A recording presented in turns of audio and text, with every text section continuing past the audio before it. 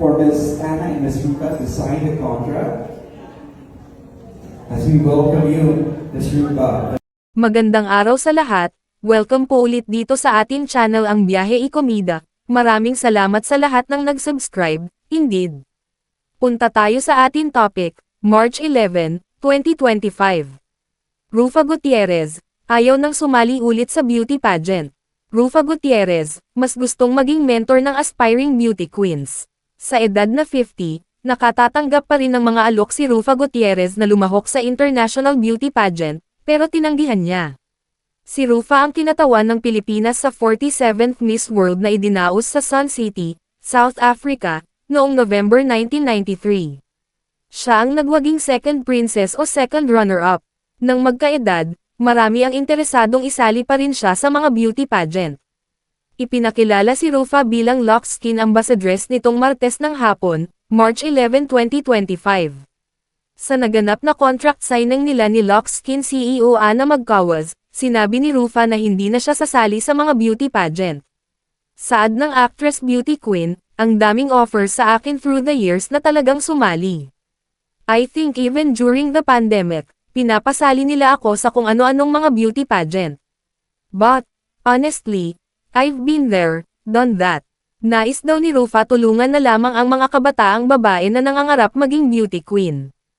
I would love to mentor those that are starting in the industry. Those that want to be a beauty queen, I am here for them, if they ask me for advice, in the same way na Miss Melanie Marquez was there for me during my time, same with Tita Gloria Diaz. So, kung may beauty queens na aspiring to be international queens, nandito lang ako para tulungan sila and to mentor them as well.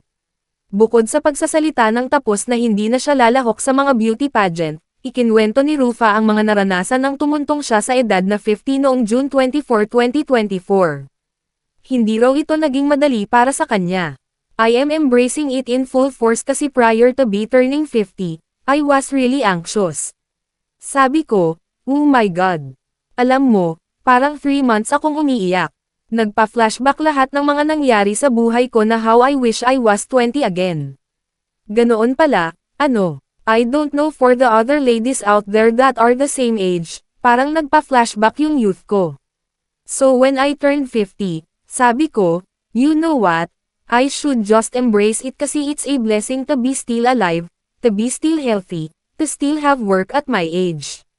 That's why in the beginning of the year, I started working out and I started moving, exercising, and I prioritized my health.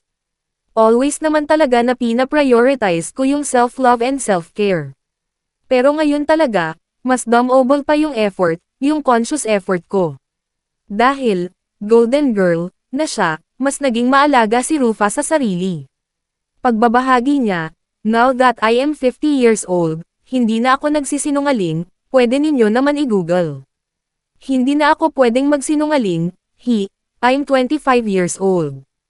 Hindi na pwede. Now that I'm 50 years old, I really make it intentional to take care of my health, wellness, well-being.